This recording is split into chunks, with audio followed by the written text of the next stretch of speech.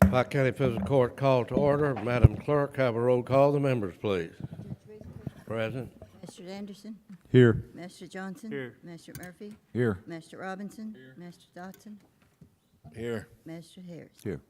We have a quorum. We now have Pledge of Allegiance led by Magistrate Murphy, a veteran.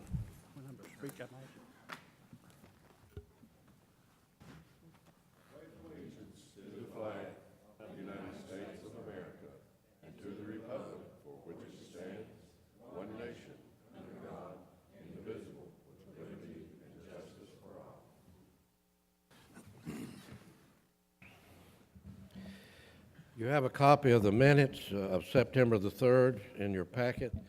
I have reviewed those. Jeannie's reviewed those. We found them to be correct. Do I have a motion? Motion, Magistrate Robinson, second by Magistrate Murphy. Have a roll call vote, please. Mr. Anderson? I'm sorry, yeah, Mr. Anderson? Yes. Mr. Johnson? Yes. Mr. Murphy? Yes. Mr. Robinson? Mr. Dotson? Here. Mr. Harris? Yes. Judge Rutherford? Yes.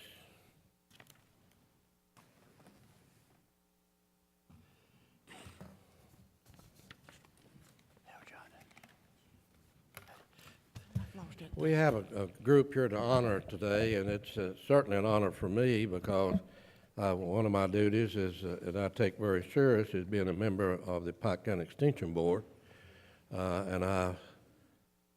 Jeannie tries to get me to every meeting with my busy schedule I'm on, and I've done that for all these 6 terms I've been here. I've always attended the Extension Board meetings and been active as a member of that board. But the board, and I want to talk a little bit about Suzanne Stumbo. Suzanne, of course, is an extension agent, and what a job that she does for the Extension Board and for the people of Pike County. This is, and as you all are aware, that the part of our property tax, 4% goes to the Extension Board and pays the salary of those people at the Extension Board that are employed there.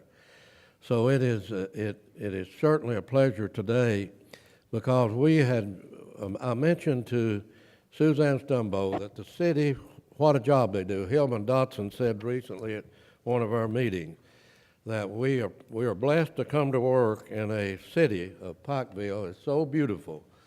And he talked about coming down Main Street and seeing the beautiful flowers hanging. And we do have a beautiful city, but we discovered, and what a job that our staff does here, and Mr. Rogers and his people in regard to the courthouse square itself. But there was something missing. And I talked to Suzanne, I talked to Carolyn Childers, and talked to others in regard to these pots that we had, that some of them had weeds in them because they was in an area that they had not been groomed by our staff. And as the years went by, we had 5 or 6, maybe 7 that was close to the courthouse, in the front, close to the courthouse and around the side. And the master gardeners at their meeting, Mr. Ramey and others, took this on as a project. And what a job they did. I never go out now to the front of the courthouse around that side that somebody has not stopped looking at this masterpiece that the hands of these people put together. They came up to the office the day they came to do this, Judge Hayes, and it was 87 degrees, if I remember. And I went out there, and I think their picture on here, if they pull it up, of that group standing here. Doc, look at you, how wet you was that day on that. I mean, all of them. Now, you can't see it was so hot that day. As you see, I usually wear a jacket. I had mine off. That's how hot it was. Every one of these people was absolutely soaking wet. And Suzanne Stumbo, folks, she can't go out to do a job unless she gets involved herself. And Judge Hayes, remember that. We had the doctor up here on our trees out in the courthouse square from the University of Kentucky. And he was sweating that day, but Suzanne was too. But this was a beautiful, beautiful masterpiece that you all added to the city of Pikeville and the beauty of the city of Pikeville. And it's the master gardeners themselves that done it. I know that the pictures we have up here don't portray everybody because I've been to one of your meetings and I know who attends your meetings and is active in your meeting. But Judge Hayes has a proclamation to read to you this morning for you all. The Pike County government hereby recognizes the Pike County Master Gardeners as the 2013 Community Organization of the Year.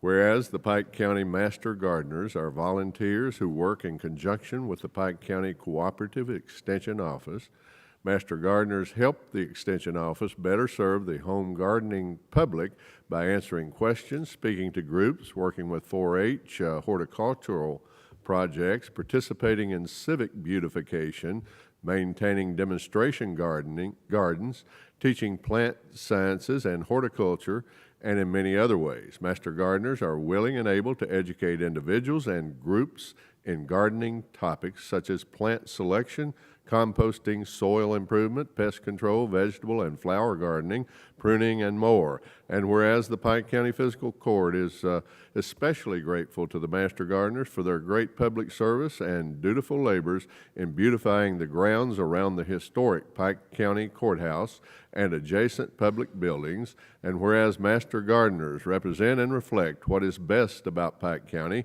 a community spirit, willingness to help, and a desire to leave things better than what they found when they started.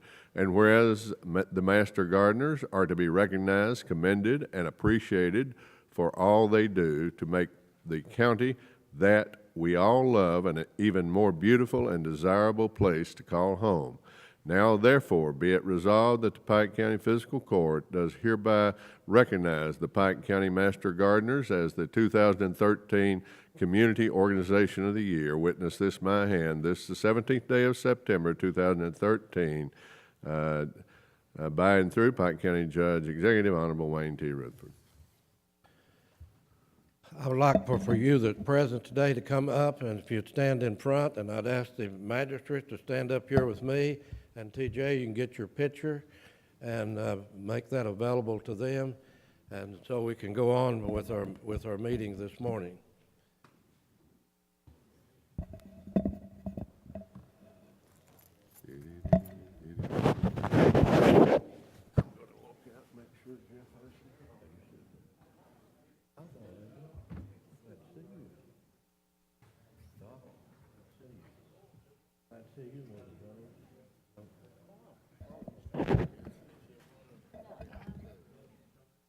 No, we'll do it from right here and let them hold that up in front of me. You'll have to move them.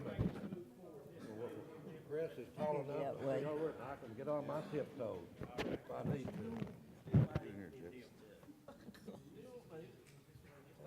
There you go. All right, everybody, see? Do I need to get out of the way? No, you're all right. He's aggravating though, isn't he? No, he's not. Chick could never do that. I just don't want to be in that picture.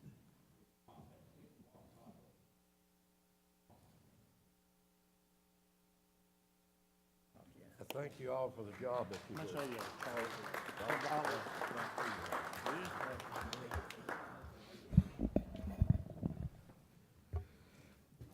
need a motion.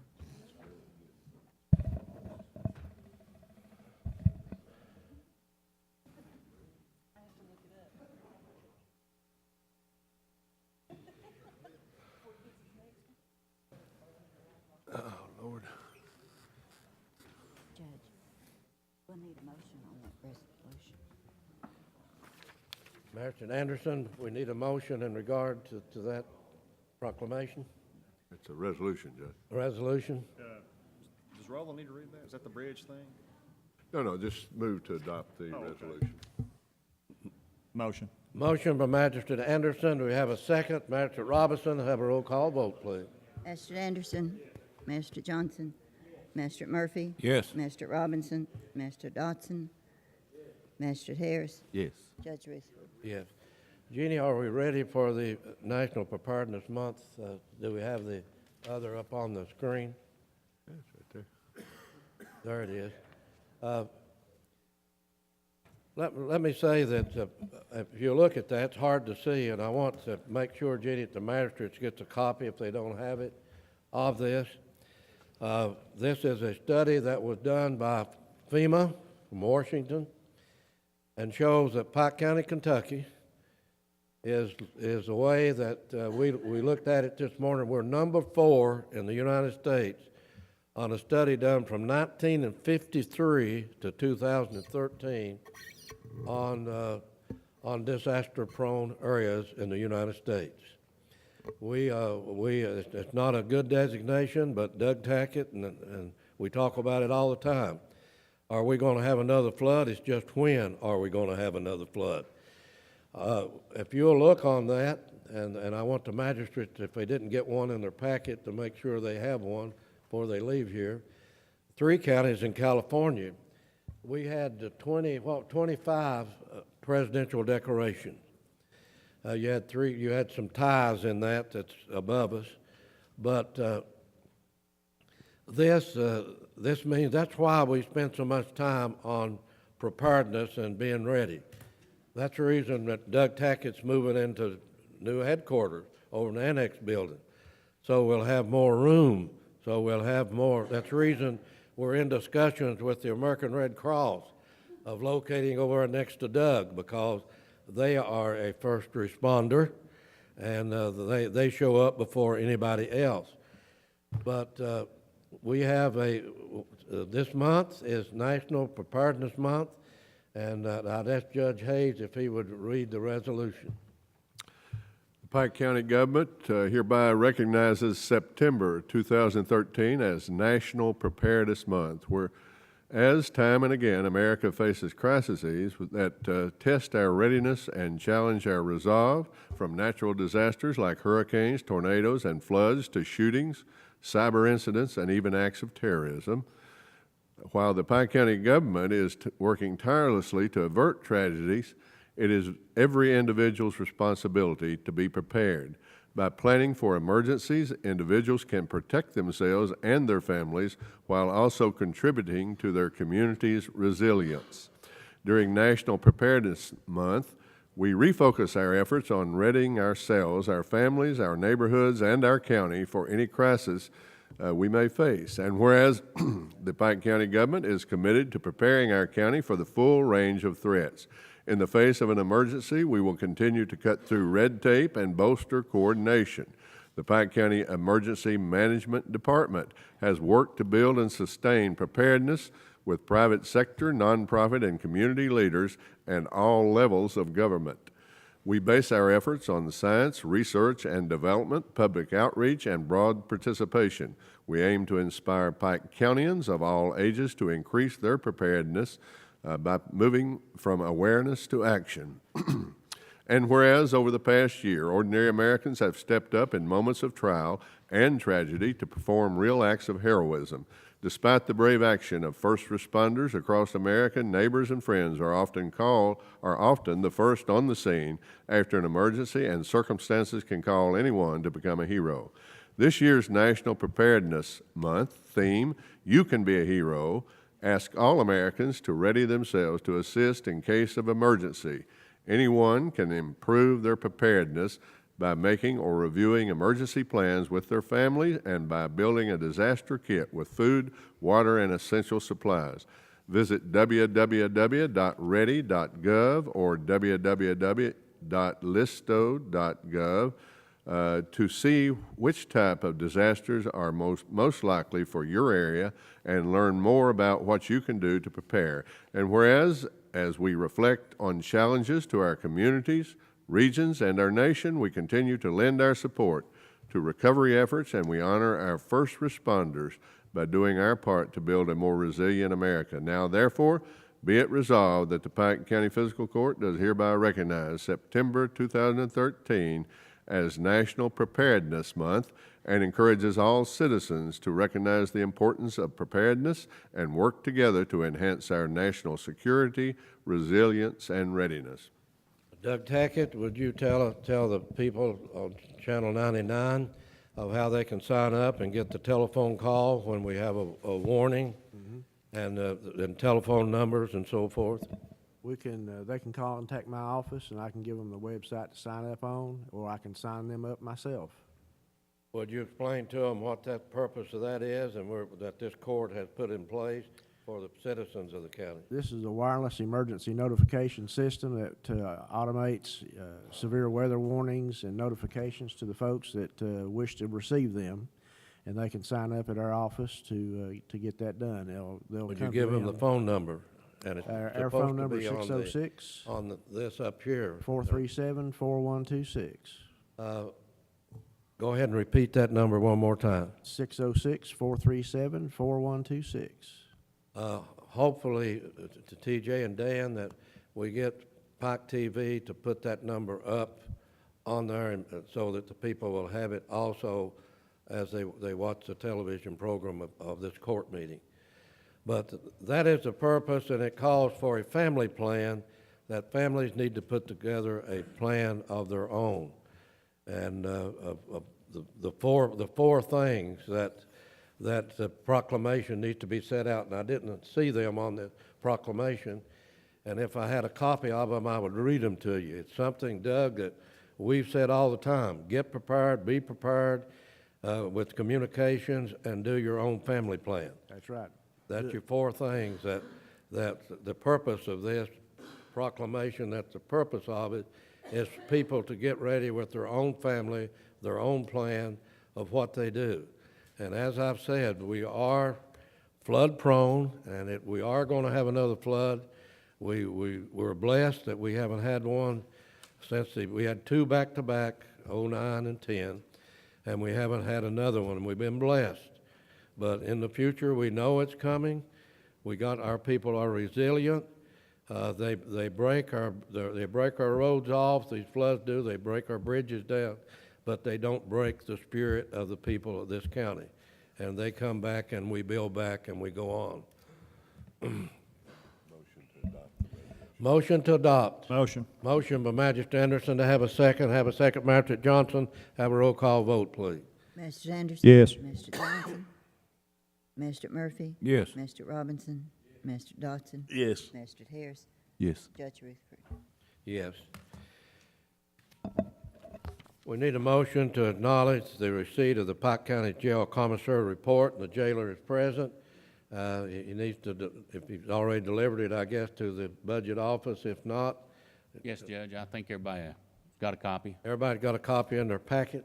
Yeah, I turn it in twice a year, one annual year and one fiscal year report. I believe when I first started, they couldn't never tell me which one they needed, so I just do it both, that way we know we get it right. Mr. Jailer, we're always glad to have you here, and thank you for coming forth to answer any questions. If there are no questions, I have a motion. Motion.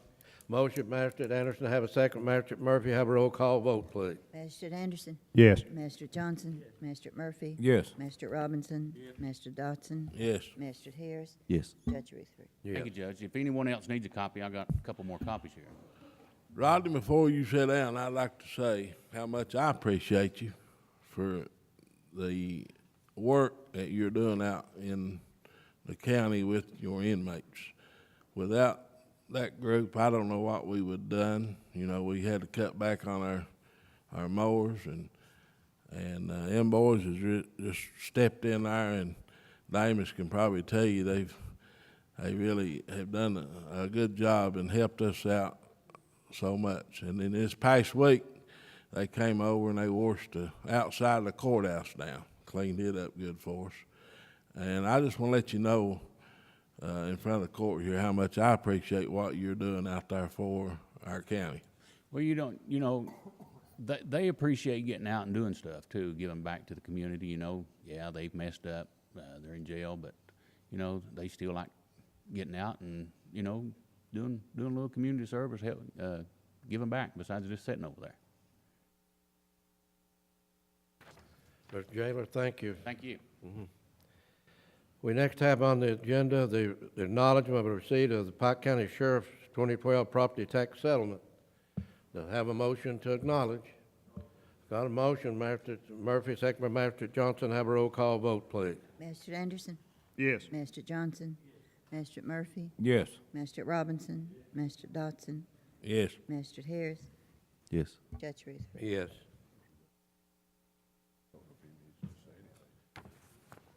Come on around. I don't think there are any questions, but we do have another one. The next one we have is to acknowledge the receipt of the Pike County Sheriff's 212 unmined mineral tax settlement. Motion by Magistrate Robinson. We have a second.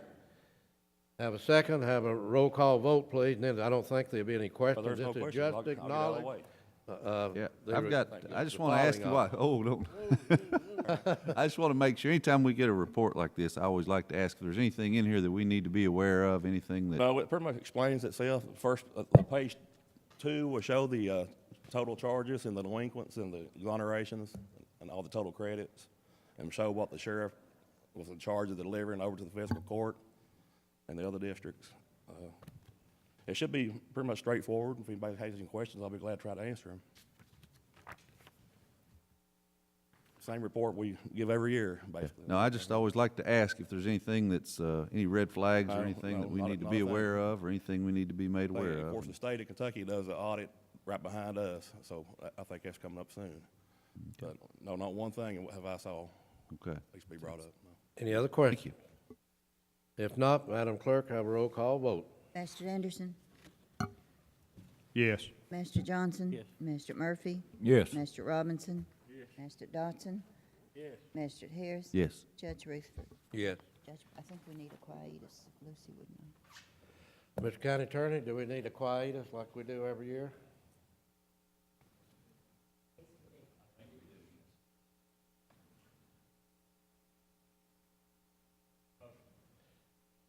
Have a motion, Magistrate Anderson. Second by Magistrate Johnson. Have a roll call vote, please. Magistrate Anderson. Yes. Magistrate Johnson. Yes. Magistrate Murphy, Yes. Magistrate Robinson, Magistrate Dodson, Yes. Magistrate Harris, Yes. Judge Rutherford. Yes. We need acknowledgement of the receipt of the tax rate for the Pike County Library. Mr. County Attorney. Judge, this rate is set by the Pike County Library Board. This is just an acknowledgement, a way to make it a public record. The court does not set this rate. This To is have a merely- motion. Motion to acknowledge. Have a motion, Magistrate Murphy, to have a second. Have a second, Magistrate Johnson. Have a roll call vote, please. Magistrate Anderson. Yes. Magistrate Johnson. Yes. Magistrate Murphy, Yes. Magistrate Robinson, Magistrate Dodson. Sorry, Magistrate Harris. Yes. Judge Rutherford. Yes. Next, we have acknowledgement of a receipt of a tax rate for the Pike County Health Board District. Mr. County Attorney. Judge, again, this is merely acknowledgement, is not set by this court. This is just merely a way of making a matter of the public record. This is set by the Pike County Health Board. Have a motion. Have a motion. Have a second by Magistrate Johnson. Have a roll call vote, please. Magistrate Anderson. Yes. Magistrate Johnson. Yes. Magistrate Murphy. Yes. Magistrate Robinson. Magistrate Dodson is still away. Magistrate Harris Yes. and Judge Rutherford. Yes. Need to acknowledgement of a receipt of a tax rate for the Pike County Conservation District. Mr. County Attorney. Yeah, it's the same, Judge. Same. Motion by Magistrate Anderson, second by Magistrate Murphy. Roll call vote, Madam Clerk. Magistrate Anderson. Yes. Magistrate Johnson. Yes. Magistrate Murphy. Yes. Magistrate Robinson. Magistrate Harris. Yes. Judge Rutherford. Yes. Authorized payment, if you look at your monitor, we have the pictures. I know that I haven't had time, I'm sure Hatch and others has, and we have Mr. Eldrick here from Summit. If there are any questions in regard to it, if you put up on the monitor the road work that's been done, we asked for pictures of what work had been done between the last meeting and this meeting, so the magistrates will know how much work is done.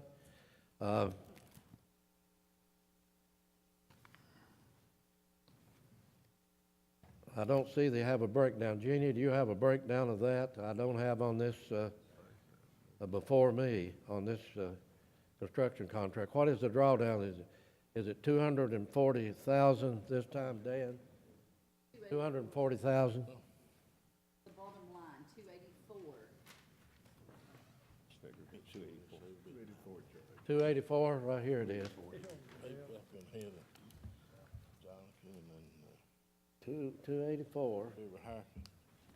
284, 32020. Are there any questions? The Summit engineer, Mr. Eldridge here, if you got any questions, that's been recommended by the engineers and the people that we hired to inspect. And they say that the work has been done and the check ought to be issued. Am I correct? Have a motion. Motion, Judge, Magistrate Murphy. I'll make the motion, Judge, but there's a couple little small issues that I've talked to the commissioner about. I want him to check on, and he's going to do that, okay? Mr. Hatcher. Yeah, while we've got the summit here, we had some complaints Friday, Saturday, on the construction there at the beginning, right at the end of the blacktop, and where they had stepped back and tore some of our blacktop that we just put down this past year. Well, the last 3 months we put down, I don't understand how they covered all that up. And also, after the rain, some of the property owners wanted to get back there to their property, and it's pretty muddy, so, you know, the contractor needs to put some gravel down or, you know, work the road for us. Just some issues that I wanted to bring up with you this morning. Say that, well, Jeannie, will you see that Summit Engineers and our office gets, Mr. Hatcher gets together so that they can discuss the questions that's been raised by weather and been raised by removal of blacktop? Any other questions in regard to this payment? If not, have a motion, Magistrate Murphy, have a second, Magistrate Robinson, have a roll call vote, please. Magistrate Anderson? Yes. Magistrate Johnson? Yes. Magistrate Murphy? Yes. Magistrate Robinson? Magistrate Dodson? Yes. Magistrate Harris? Judge Ruth? Yes. Finally, I've come up with the last recommendation of an appointment to the golf course. And I've put a lot of time and study, and my staff has too, in regard to making sure. We all know the situation that we have to operate the golf course. And I'm going to recommend Harold Ray, a small businessman who has retired.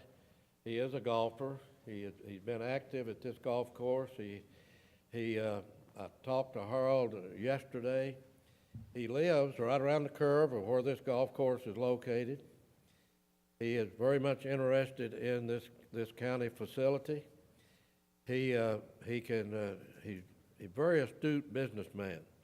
He has started business after business. Ray Furniture, Ray Fencing, what was the other one, Judge Hayes? Montgomery Ward and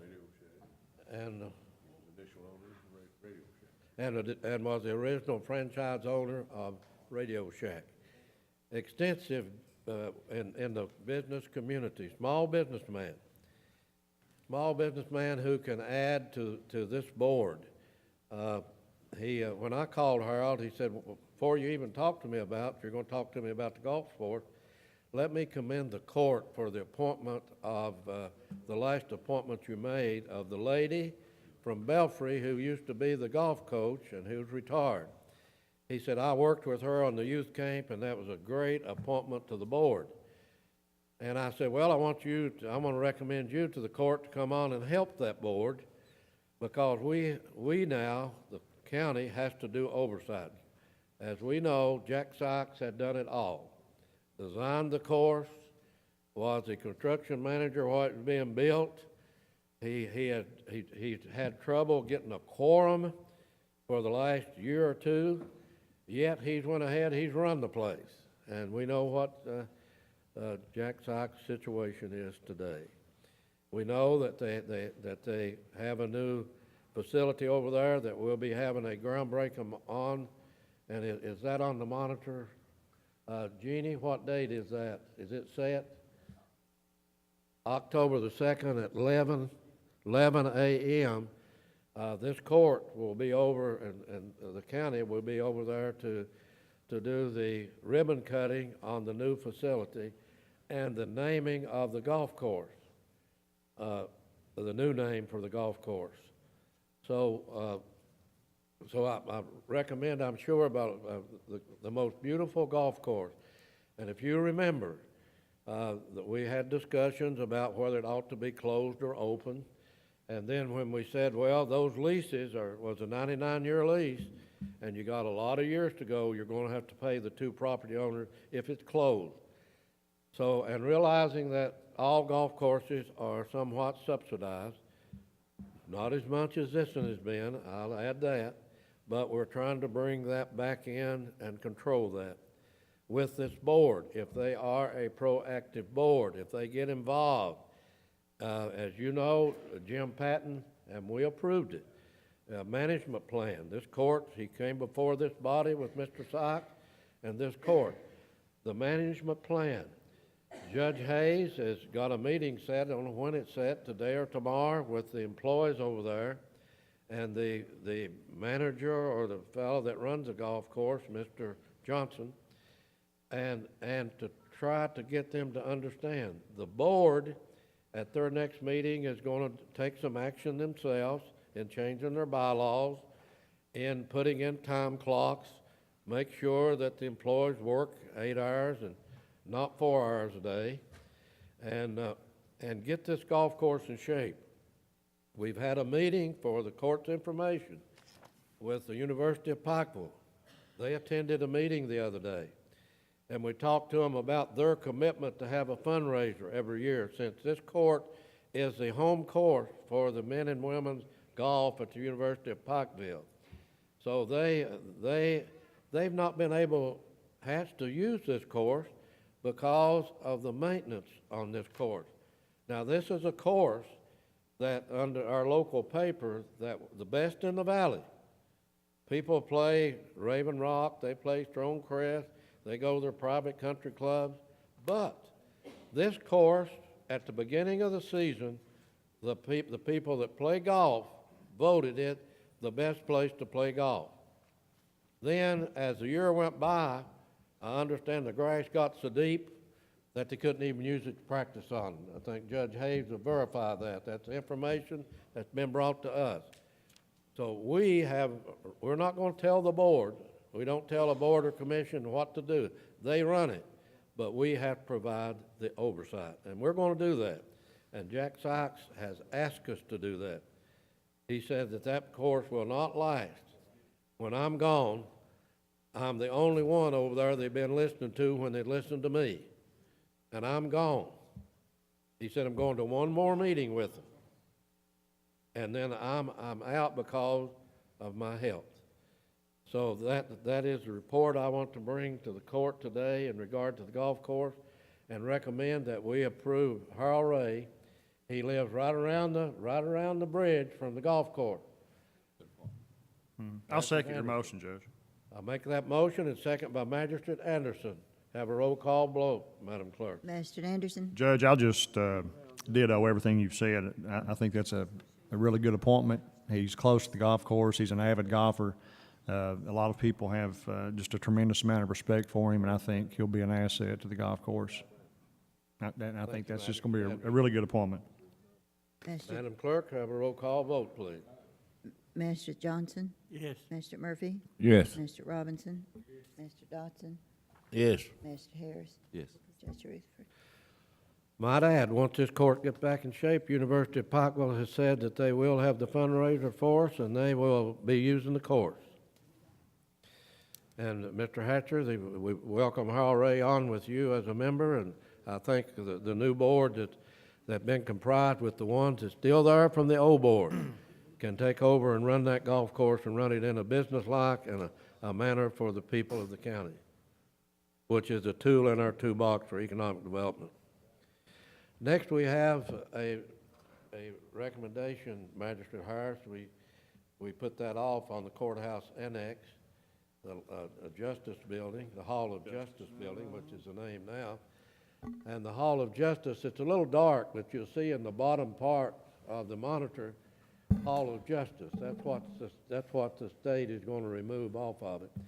But we feel that in the future, and I'm talking about the people that's been involved in this, not me individually, but the staff and everybody, to move the name of that up on top, up the top portion, because we know it's going to be longer than the Hall of Justice. So if you pull, here's some names that people's come up with. I got calls after last meeting. One fella said, call it a dome. And I said, Riley, I'll write that on the list. I don't think it'll go very far with our in-house committee, but I'll add it. But we put detention center and courthouse annex. What are the others they had on here? Judge, I had talked to some halls and justices, and they thought the name should stay the way it is. I know. The one that the in-house committee come up with for your all's consideration is the last one, detention center and courthouse annex. Of course, as I said, Roland said me and him calls it go over towards the jail. If you want to know where Doug's going to be, go right ahead, Magistrate. Judge, I have no problem at all with the detention center and courthouse annex, or courthouse annex, whichever the court prefers. I've consulted with my constituency, and we didn't have any better ideas than what was already presented, so whatever the court pleases is fine with me and my constituency. We don't have anything additional to add, so. Good shape. Any other questions? Any statements? If no statements, I'll make the motion and ask for a second. And I have a motion and a second by Magistrate Anderson. Have a roll call vote, please. Magistrate Anderson, Yes. Magistrate Johnson. Yes. Magistrate Murphy, Yes. Magistrate Robinson, Magistrate Dodson, Yes. Magistrate Harris, Yes. Judge Raceberry. Yes.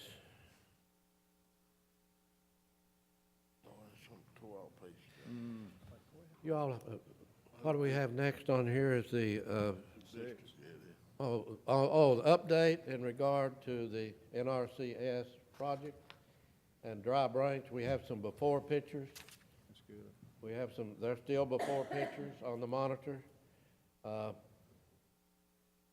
It was terrible of what happened on that washout that night. And then after, you can see men working on the left and grouting, and you can see on the right of the after picture, and I think you have more pictures on here. Dan, I think you did a good job on this, showing the court and the public what kind of job that those contractors did. And NRCS always has an inspector on site, stays there with them every moment that they're working. And they always do a good job. And that's in regard to Hillman, you know what they've done over there. If you have anything that you want to Judge, add? they've done a tremendous job. Our road crew worked in there for probably about 3 or 4 weeks. Contractors done an extra good job, and we've got to go in now and fix the road back. You know, without the NRC, I don't know what we would have done. You know, what money Jeannie's been able to get us, and hopefully we'll be moving up into Joe's Creek, I guess, won't we, Jeannie, next, if they get that approved. But Judge, I think the people over there will be better off when we get done, but we've got to go in and fix the road back now. Okay.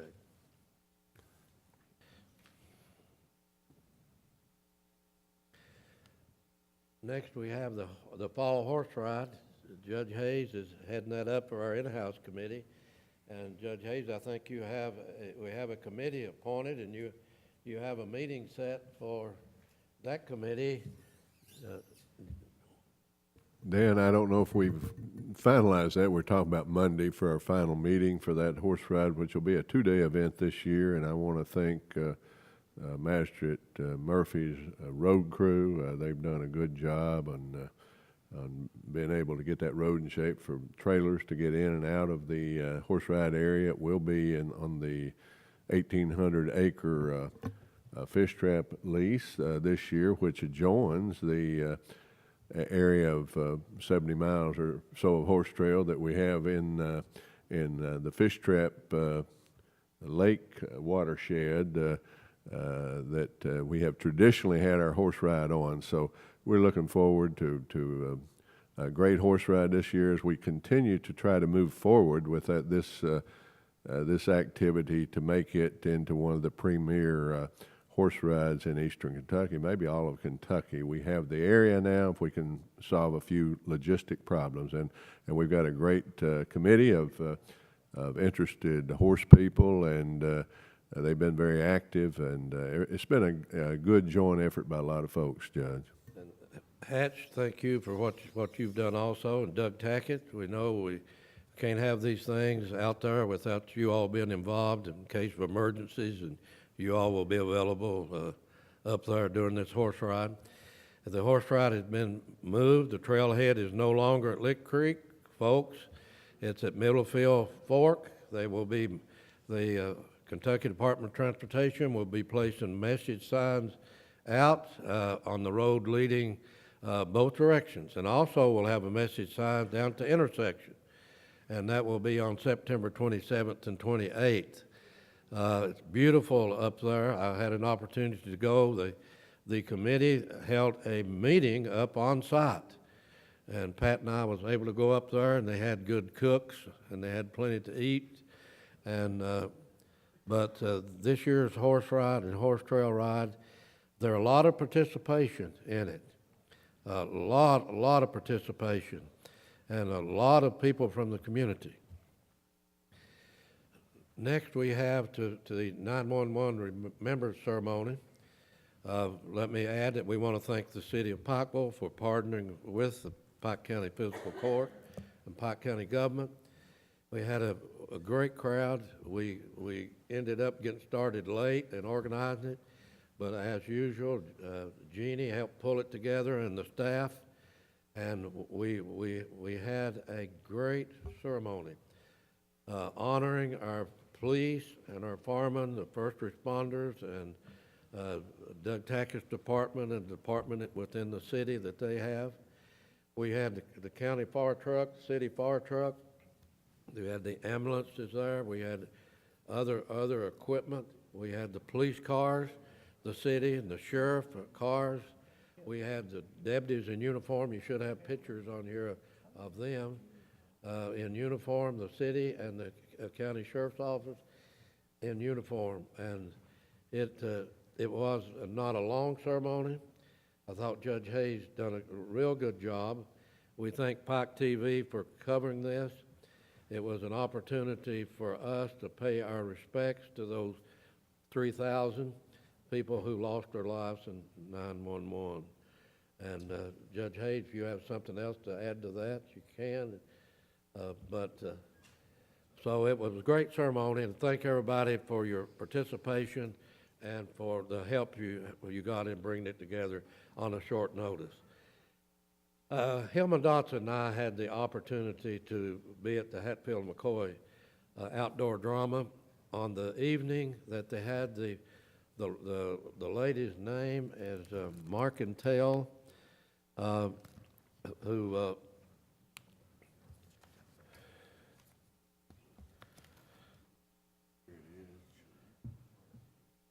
Chestnut Marcantel, Chalessa Marcantel. I think she called herself Chelsea, if I'm right, TJ. But we had the opportunity of what a job this lady did. And of course, without Betty Hurd, she could not have done the job that she did, and we all know that. Betty spent a full 2 days with this lady at each site, trying to sort out the facts that to us, the only two people that's come close has been Jimmy Wolford, Magistrate Harris, of all the research he's done in all these years, and then Betty Hurd with all the research that she did her lifetime in regard to the Hatfield and McCoy.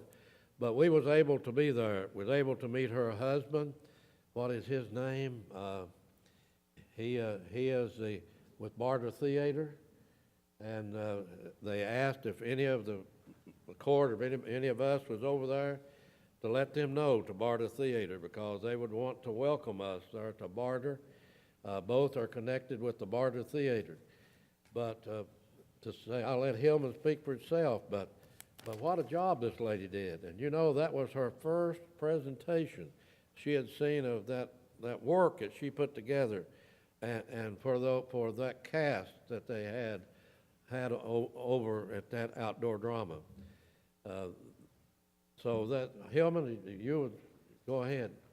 Judge, you know, we had a good meeting that night. I think the lady was really impressed with what she saw out of what she'd wrote and what they'd done with the play. And I think they've moved the play into maybe Elkhorn now, maybe doing it indoors.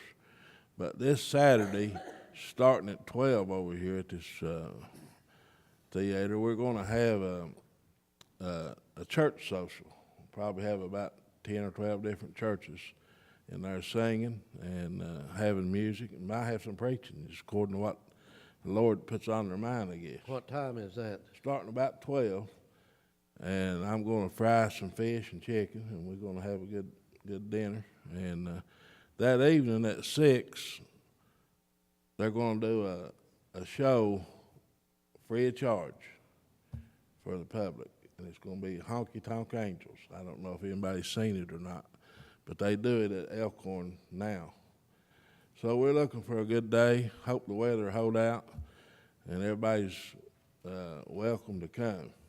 12 o'clock this Saturday. Yeah. Gospel sing and churches, several churches. Yeah. We'll have fish, chicken, Yeah, food. all kinds We'll of have, stuff. after they eat and after they hear the music, then the Artist Collaborative Theater cast is going to put on free for at the Hatfield McCoy Park. So that's one good thing, you know, it's come out of this building, we were able to bring to the public a good day, and, you know, that's what our tax money is going, you know, they can see where our co-severance money and our tax money is being spent. And, you know, I think this is a place that we're all going to be proud of. They finished with the bathrooms, John, this week. They got our final plumbing done, and the building is complete now. So we are real proud of it and proud of the court. And every time you see a coal miner, tell me you thank him for what he's been able to give us. That's all I have, Judge.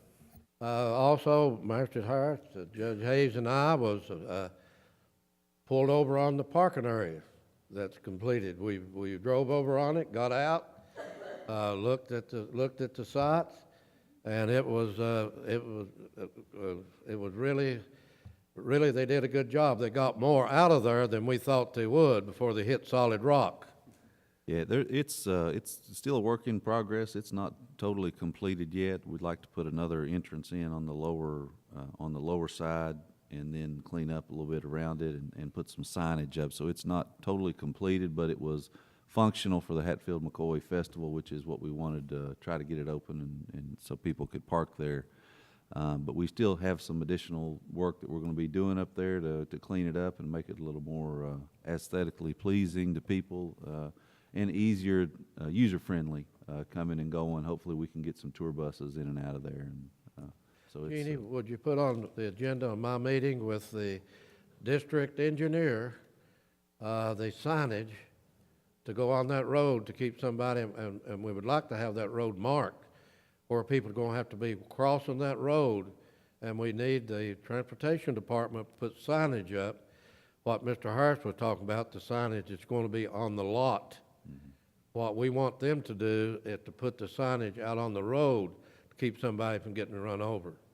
and really, Judge, the most important thing, or I won't say the most important thing, but a very important thing, is that we need more of the brown signs that direct people to the sites. And I've spoken with several people at the department, and Jeannie, would you put that on the agenda to discuss with the district engineer? because there's actually a sign as you're coming down 23 before you get to the turnoff to the 119 turnoff to go towards Pond Creek and Blackberry, that says the feud sites are in downtown Pikeville. It directs people into Pikeville and doesn't direct anybody towards where most of the actual sites are. So we do need some additional signs, some We'll of the have brown that tourism discussion with signs the that show district people that are here looking for the different sites. And we do have on a daily basis people going to all the different sites.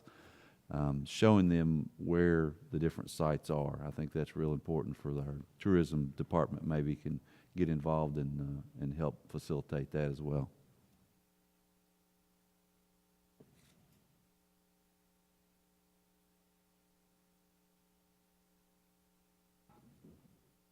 We was honored, Jimmy Dale is here to be present when Pride, who does such a great job in this county, and our educational program, and to talk about we know they held a very successful golf tournament, and that money goes for education in our school system. And we was able to that day to just talk about the cooperation we get with the Pike County Board of Education, the relationship that this Pride Board has with the local school board, and that Mrs. Brown and their staff, and that the Pride Board provides the tools for the teachers to teach in the classroom of clean the county up, keep it clean, pride in our county. And we was able to see the Pride Committee at Shelby Valley High School give the trophy this year over to East Ridge High School. It was ironic, Bobby, but we couldn't mention it, but there'd just been a football game.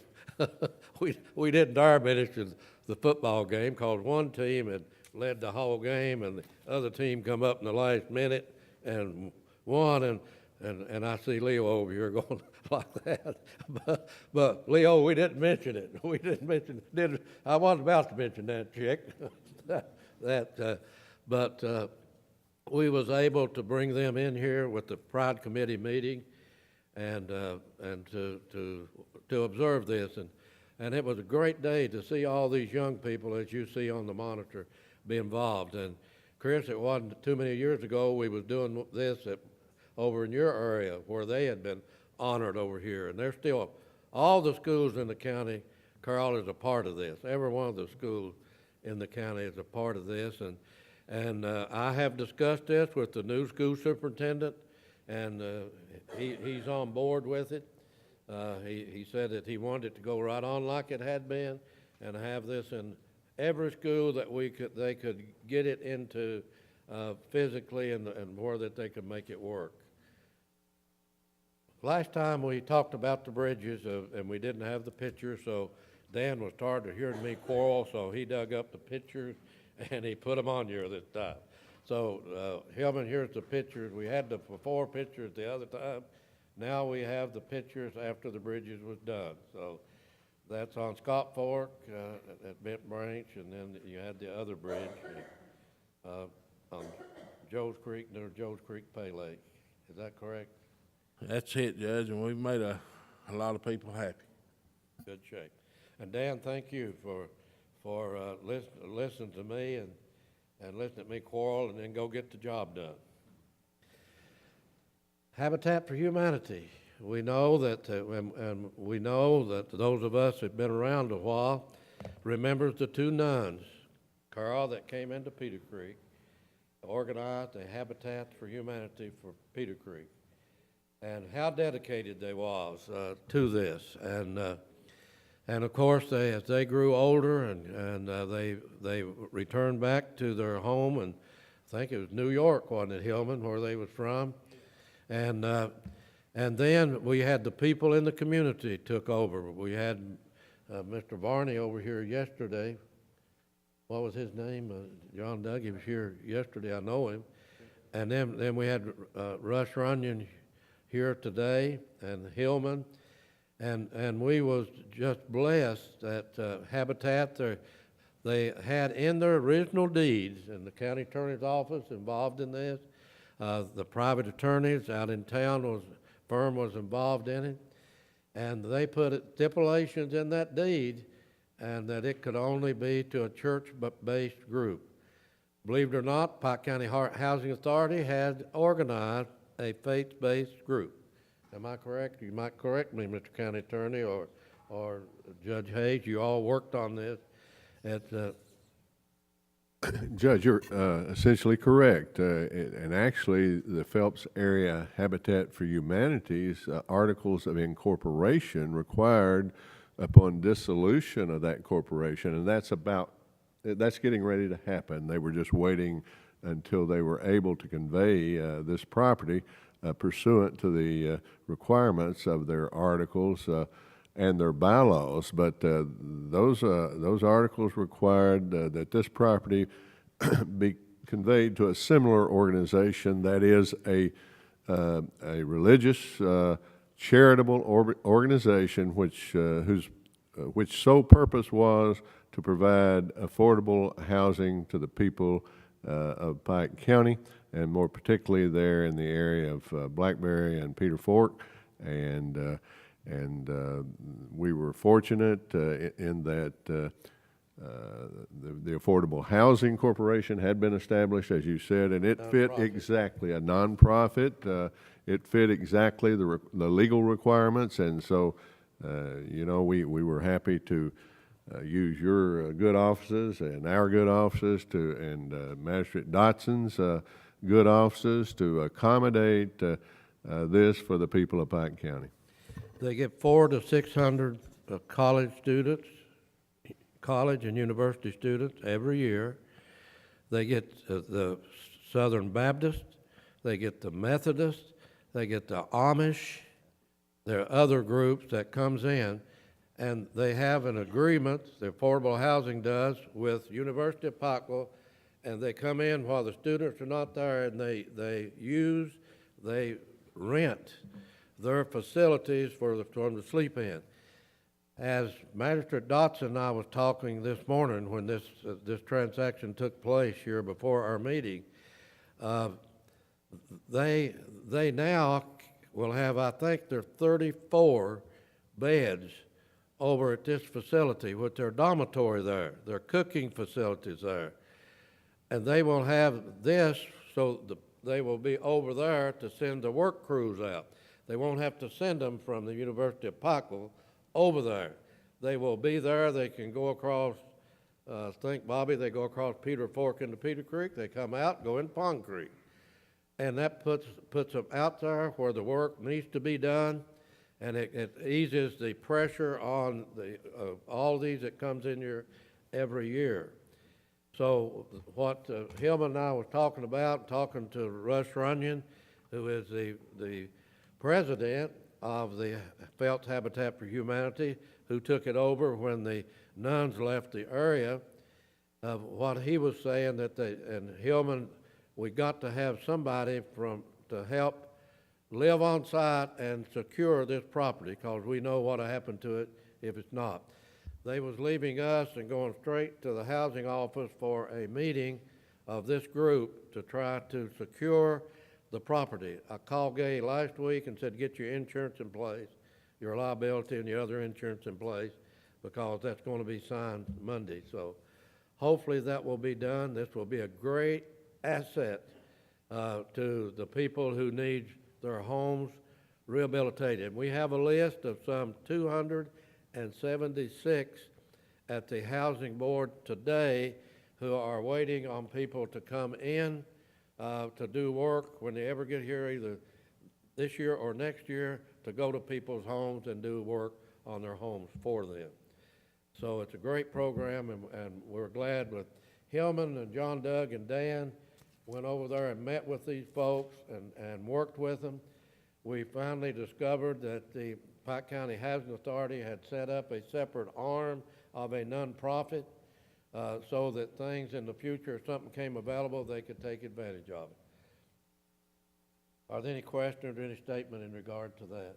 Yeah, Judge, I just want to say that we're fortunate to have people like John Doug on board where he could go and negotiate and talk to these people, and his expertise in legal works, and and the Lord has guided him in these directions to show him, and I think this is going to be helpful to our people. I've had a lot of people call and wonder what's going to happen over there, so maybe they'll start seeing some activity. There's a lot of buildings there for storage, and maybe they'll get some materials. And I know Carl's worked with this group, and we appreciate Gilman, I might add, that is a valuable piece of property. It is. Very valuable piece of property. A lot of acreage to it, a lot of buildings on it. We just need to keep those buildings maintained and intact. But I'd heard a lot of talk about Gordon Potter, and it's the first time I got to meet him this morning back there, and he seemed like an awful good, humble man. And I He think is very good man, very Right humble place. man. That's But, that's, so anybody else have any questions or statements in regard to that? Now you see a picture on here, it says Hatfield McCoy Healthy Feud. Folks, this picture was in the Lexington paper, if you all saw it. And there was a fellow named Flack, don't remember his first name, over in West Virginia, and he challenged Pike County, Kentucky to a healthy feud. They had already got started. They had worked through the health departments over in West Virginia and had already been in touch with our health department. I didn't know anything about it until I read it in the paper. And then Dan found it, brought to me a copy that the ladies from the health department had brought and left at the office. But I called Mr. Flack, and he said that it was a slam dunk at West Virginia counties. They had 5 of them, I believe it was 6, something like that, 6, that it was a slam dunk that they were going to win this healthy walking contest. And I didn't tell him that, I think you got it on the monitor, that if you pull it up, we'll take a look at that. Right here is the article that says Pike County, Kentucky is one of the 10 top counties in the nation, nationwide, in 150 hours of moderate activity and 75 minutes of vigorous activity. I didn't tell Mr. Flack that was recently in that same paper he put his article in and challenged him, Pike County. I didn't tell him that. But we have more walking tracks at the Board of Education, at our parks, at our community centers, at our YMCA, City of Pikeville, and I can remember, and Magistrate Anderson, you was there, when the governor of Kentucky had the groundbreaking on the sidewalks at Coal Run. Here's what the governor said they're wondering why we're building a sidewalk out here close to this fast traffic. He said, folks, it's for exercise, people to walk on. And Pat and I came by there, Magistrate Anderson, the other day, and he was right. People were walking on that sidewalk, down from Big Lots, walking. Elkhorn City, Magistrate Murphy, this court provided them the property for County Park up there, where they have a walking track. So it's the cities, the counties, the Y, the Board of Education, and especially we got more miles of walking track.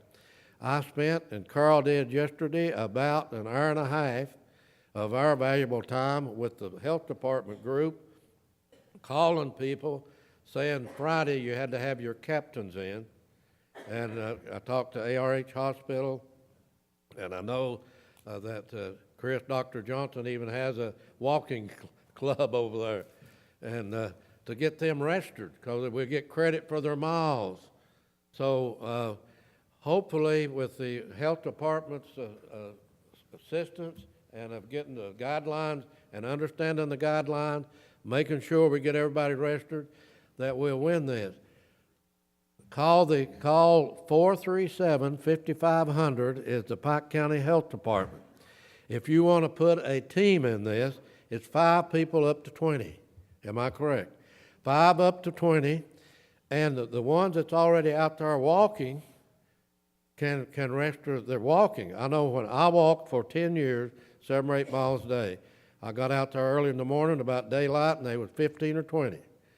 I walked at the Shelby Valley up there when they closed it in a month to revamp it, and I had 15 or 20 walking. I walked some up to the dam. They had 15 or 20 walking up there.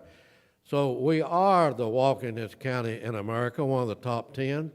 But Patrice Beverly at the health department, again, 437-5500.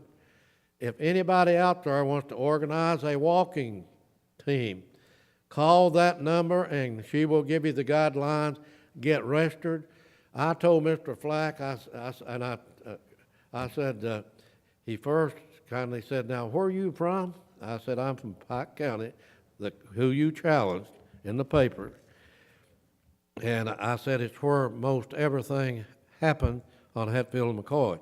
He said, oh, that's not so. He said, it's ever who you talk to.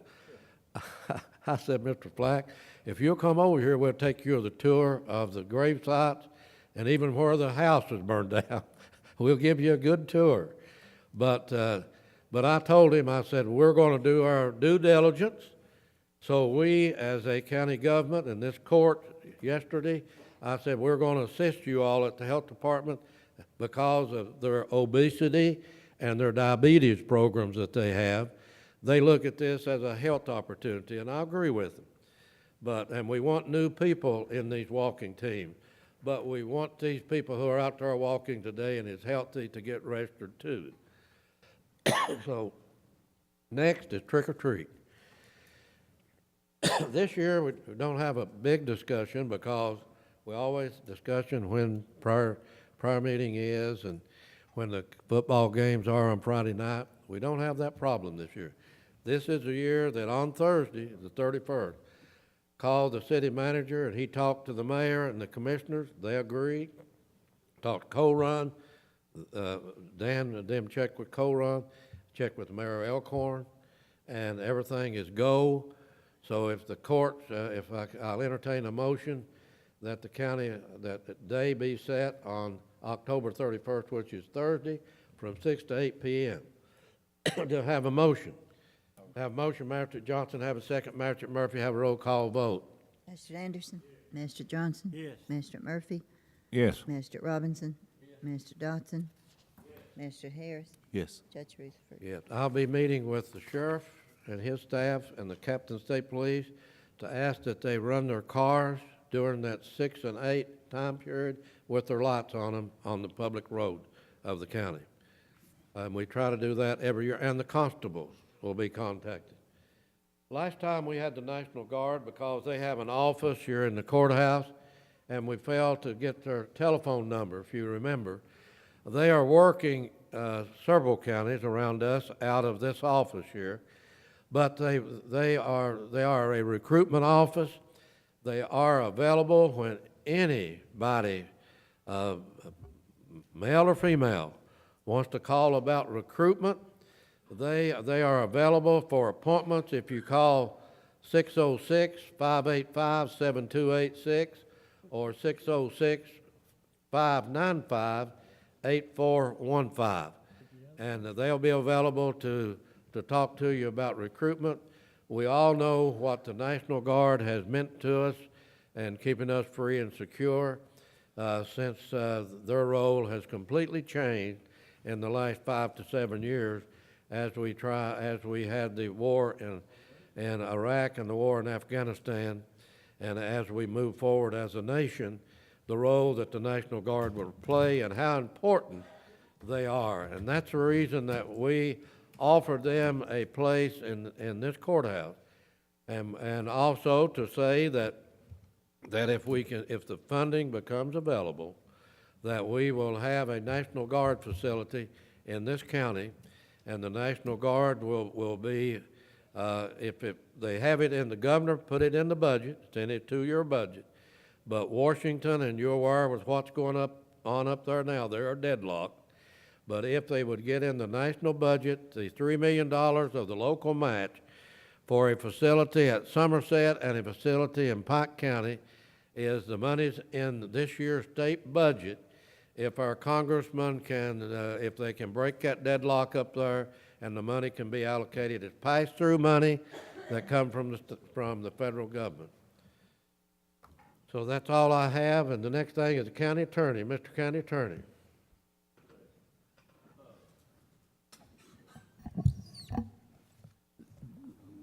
There has been under discussion for some time now, and I have discussed this with Commissioner Hatcher and also Magistrate Anderson of District 1. There is a proposal, and actually a lot of the work's already been done, to move the existing Venters Lane, which comes out on US 23, and which is a very dangerous intersection or right-of-way, to move it behind Walters Toyota to come out on Airport Road.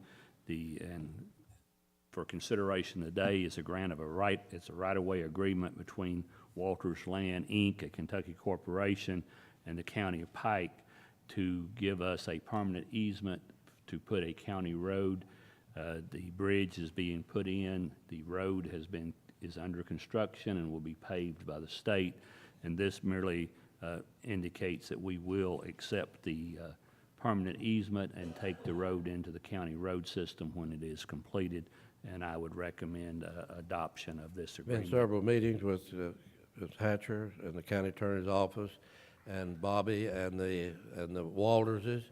And we authorized the bridge, Jack Walters Bridge, that they was building on this section to be named. Since they was paying for the bridge, they probably named it what they wanted to name it before they turned it over to us. But we're glad to do that. And we're glad that now that they're ready to turn this over to us. What did Magistrate Anderson? I was just going to say, just echo what Roland said. You know, we've done all the paperwork and the due diligence, and I think it's going to be a safer road. It's going to get people out of that No doubt dangerous about it. curve, and I think it's a great move, and I'd be happy to make that motion. Have a motion, have a second. Have a second, Magistrate Robinson. Have a roll call vote, please. Magistrate Anderson? Yes. Magistrate Johnson? Yes. Magistrate Murphy? Yes. Magistrate Robinson? Magistrate Dodson? Magistrate Harris? Yes. And Judge Reese? Yes. We had one other thing. Did we get a copy for the Magistrate Jeannie in regard to the application that we're filing for the Pike County Airport Board? Everybody got a copy in their packet of that? Let me say, there's no doubt who owns the airport up there. The deed is clear. It's the Hatcher family, Frank's family, deeded that property to Pike County. And any money coming from any grants or anything has to come through this body. So Mr. Hickman, the chairman, had requested that, and he sent his staff down here, and the county attorney and I met with them. They had a deadline last week to get this application in for some funds, and you all got the copy of what it's for. And so the county attorney said, if they're going to get it in, you got to go ahead and sign it. So we're coming to you to authorize me to have signed that document for the airport board to get it sent in so that they could be in consideration for a grant. I don't have the copy before me. Do you have yours, Magistrate Looks like it's to Anderson, install or the fencing, county Judge. attorney Install on the- perimeter fencing. Go right ahead. The grant, the purpose of the grant, it looks like it's to install perimeter fencing around the portion of the airport. Okay. $85,000 grant to install perimeter fencing.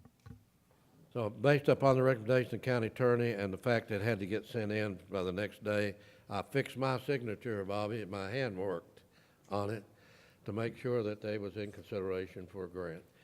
So I need a motion, Magistrate Murphy, second. Have a second, have a roll call vote, please. Magistrate Anderson? Yes. Magistrate Johnson? Yes. Magistrate Murphy? Yes. Magistrate Robinson? Magistrate Harris? Yes. Judge Rutherford? Yes. Awarding of bids, Mr. Stacy. No bids. Magistrate Roadwork, Mr. Anderson. Motion. Have a motion, Mr. Anderson, to have a second, Magistrate Murphy, have a roll call vote, please. Magistrate Anderson? Yes. Magistrate Johnson? Yes. Magistrate Murphy? Yes. Magistrate Robinson? Magistrate Harris? Yes. Judge Rutherford? Yes.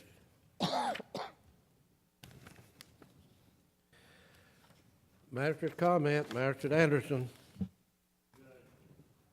Judge, I don't have anything specific, but I got to thinking as you were talking earlier, talking about some tourism issues and some things to do. And I went to the breaks last week, and it was if anybody hasn't been up there in a long time, I hadn't been up there in a Been a while. long time. And it's just a beautiful place, and I think they're going to have the whitewater rafting next month. Kenny, I think we're trying to set a meeting up to go up to the breaks, and of course, the magistrates would be invited also if they wanted to attend, probably next month in October, to discuss, as Magistrate Anderson said, of what county government could assist the Breaks Interstate Park and to get the state to understand what a jewel that they've got up here within the state's, through the state system. Well, I can say this. I was talking to one of the ladies in the lodge, and she had just asked me where I was from, and I told her I was a magistrate. And they're very appreciative of the money, of the severance tax gosh. money for the Oh, water gosh. park, and that's been a huge success. And I think that was money well spent. Oh, the They water. asked if we had any more money, and I told them I didn't think we did. That's all I have. Thank you. Magistrate Johnson. Judge, you was talking about that 911 thing y'all had down here the other day. I didn't know nothing about it. It's already over. I finally found a fax come in that morning. I at had 9, about asked 10 Jeannie o'clock. that all the magistrates be invited. They were, your office, she said, got it. It's your office. Huh? Your office got it, Yeah, it got it about 10 o'clock the same day it was gonna be. same day.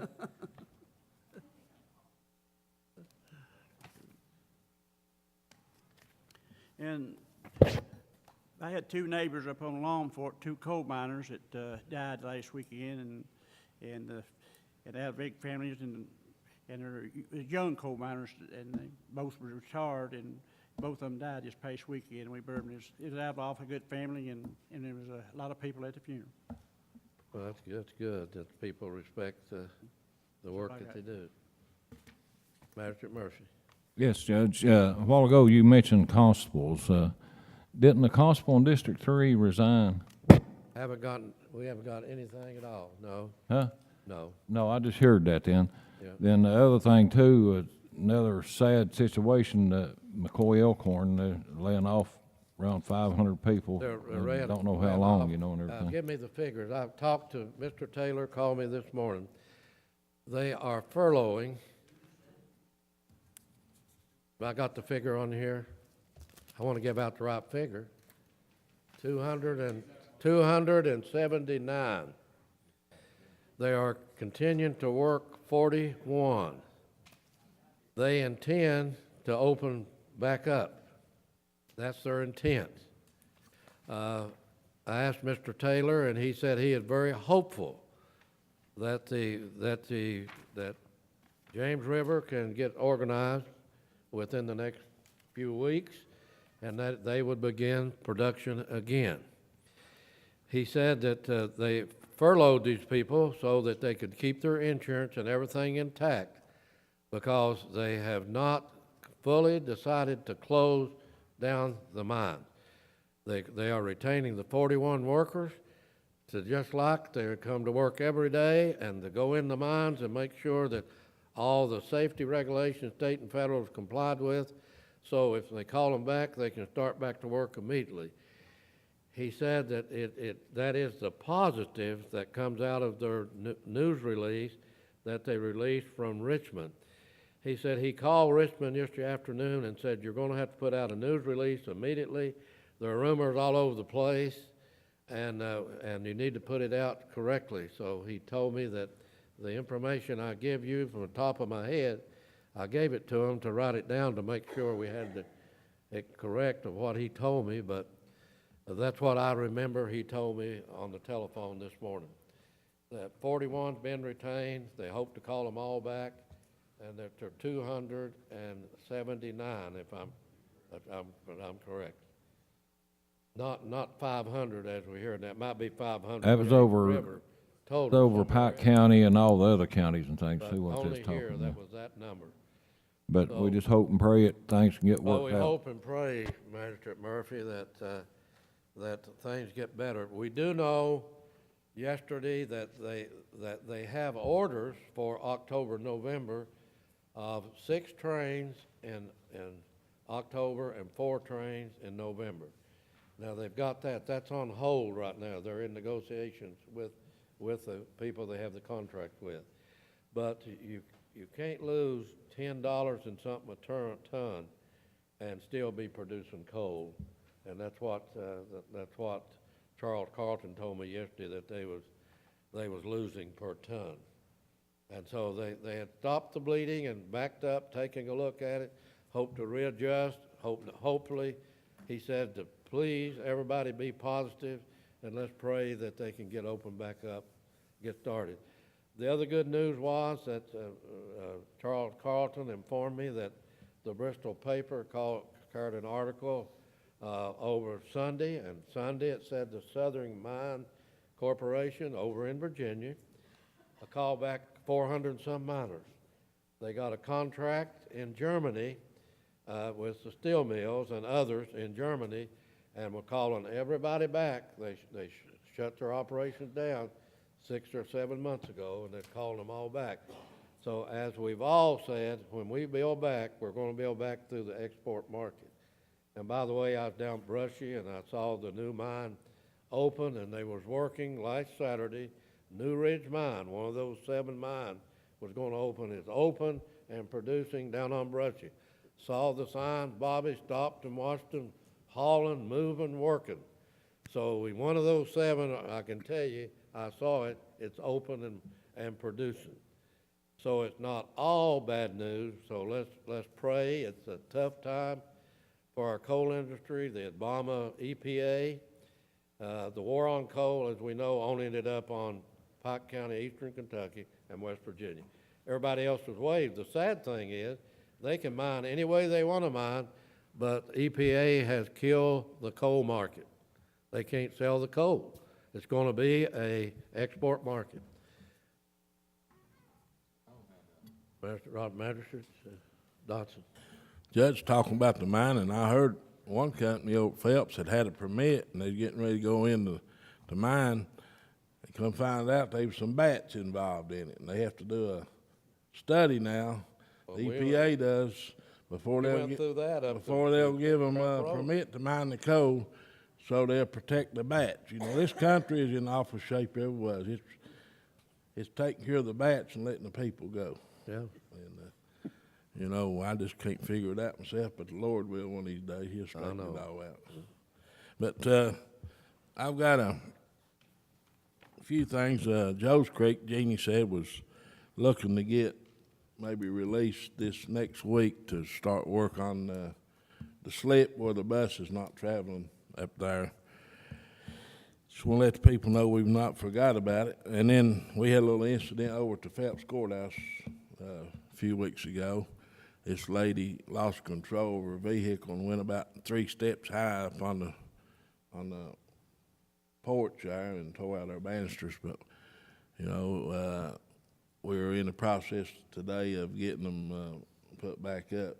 And just want to let the people know the reason that they've been diverted around not using that porch was because of the steepness of the steps. Had 2 or 3 that's already about fell, so we just blocked it off, and they're using the handicap ramp. But hopefully, Damon's got a crew in there today working on it and get it back going. And I was fortunate enough to go to a school board meeting the other night to find out about our little park we have over at Phelps. They're getting ready to put a football, baseball, and softball field in there. And they said we would probably have to move some of our equipment around, and they're going to try to accommodate the county with enough room to put another little park in where the one we have right now is. And there was a discussion on the Bible issue up there where the kids could take their Bibles to school. And Carl, she was present, spoke on it. And, you know, the board says they don't have any problems whatsoever with the kids taking the Bibles to school and having prayer in school. I think it was a lot of things got blown out of proportion, and it was reported that, you know, they were against it. But I'm glad we got to go and find out some of them things. And Judge, you know, a while ago you was talking about the horse trail. I'm a horse person. I love them and like to see the trails, but I think we forgot about our 4-wheeler trails. You know, we've not talked about them in a while, and I think it's important. I get a lot of calls, and I guess your office does too. I'm trying to promote tourism with 4-wheelers, and I hope we can get started back, John. And you know, we'd planned on having some meetings, Daniel, and get this thing going. We don't want to let it die down. These 4-wheelers are important to our county, and we just completed a picnic shed over at the Kemper facility. I hope you'll go by and look at it for the senior citizens over there. It's a beautiful little deal there, and we're trying to get some picnic tables for it. But that's all I have, Judge. Just hope to see everybody Saturday if they want to come over, and we'll try to feed them and treat them right. Mr. Harris. Thank you, Judge. I wanted to thank, first, the State Department of Highways. They worked around a very difficult situation there at Forest Hills and did some, there was a drain that had to be replaced. It was going to mean that the entire road was going to have to be shut down for several hours. And the Department of Transportation was nice enough to work with us and schedule that work for the nighttime. They lit it up and did the work during the night so that even though the road had to be closed down, it was at a time when it wasn't going to be traveled that much. So I appreciate the accommodation that the State Department of Transportation gave us in getting that work done at night. And also thank them for, we've been having a lot of 5K runs and different opportunities for the community to participate in healthy activities, and just about every night of the week you can find some place to exercise and run or walk or jog or do some form of exercise.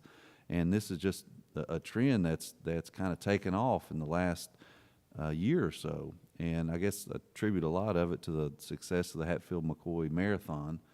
Kind of got people thinking about what needed to be done. And then the Diabetes Coalition has really taken that and run with it.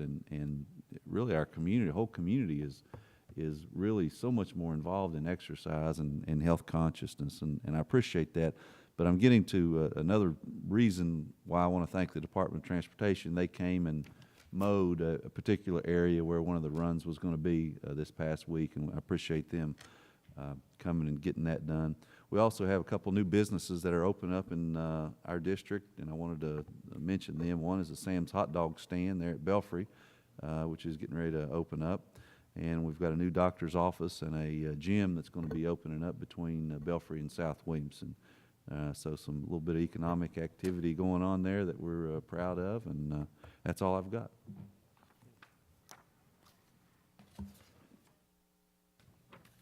Madam Treasurer. Authorize any necessary transfers and interfund transfers to pay the bills, payroll, health, and life insurance. Have a motion. Have a motion. Have a second. Second. Have a roll call vote, please. Mr. Anderson. Yes. Mr. Johnson. Yes. Mr. Murphy. Yes. Mr. Robinson. Mr. Dodson. Yes. Mr. Harris. Yes. Judge Ruth. Yes. Authorization to set the Pike County property tax rates. Consistent with the Treasurer's recommendation, and since our previously adopted budget for fiscal year 2013-14 is based on receipt of the compensating rate, I move we set our tax rate at the compensating rate of 12.6 per 100 assessed value on real estate, 14 cents per 100 assessed value on personal property, plus 2 cents per acre for fire protection, and 0.4 of 1% of 100 of assessed value on all real estate for millage tax, which will produce the same amount of money as last year. Do I have a second? Do you want the Second. fire- Have a second. Have a roll call vote, please. You want the fire protection? It was on there. You read it. You read the fire protection? Judge, before you vote on that, ain't no raise involved in this, is it? Ain't no tax raise on this, is it? Oh, it's the same as Vote for no tax raise. last year. Last year's tax rate's in your packets. The order for last year's in your packets. Mr. Anderson. Yes. Mr. Johnson. Yes. Mr. Murphy. Yes. Mr. Robinson. Mr. Dodson. Yes. Mr. Harris. Yes. Judge Ruth. Yes. Authorize payment of expenditure approval list dated September 16, 2013, and any other utility and telephone bills that are received before we Have a run the motion. checks. Second. I've got one Motion and question second. on the Have a roll bills. call vote, Madam Clerk. There was Mr. one in Anderson. there about a purchase of a badge. Who do we buy badges for? The jail. Jail. We buy those? Comes Where out are of their those account. from? Or what's the vendor? Madam Treasurer, it comes out of their account. It was a person's individual person, and it said badge. Is it that Colonel? It was at the end. It was a right, maybe. If you gonna arrest somebody, you gotta have a badge. Yeah, I've been there twice. I lost it both times before I got back to birds. It's Walter Stevens. That's the jail. Is it jail? Okay.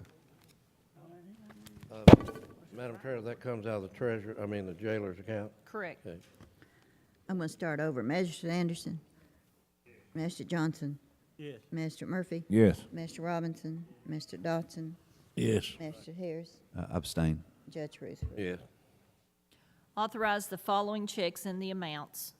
Prater Construction, pass through the NRCS funds when received for Upper Dry Branch of Johns Creek, DSR 21-195-13-03-001, in the amount of $46,000.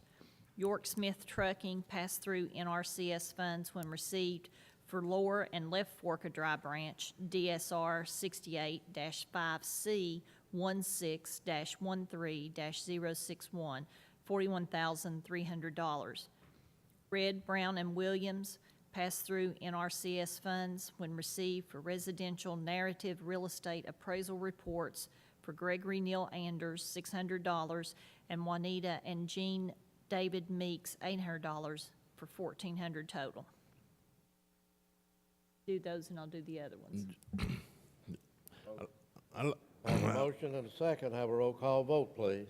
Magistrate Anderson? I'm going to vote yes, but before I vote, I would like to I know we don't bid the NRCS work out. Is there one question I've been asked from some contractors? Is there a list they can get on to get some of this work? Some of the NRC? I would need a mic, Jeannie. Will you use the mic, please?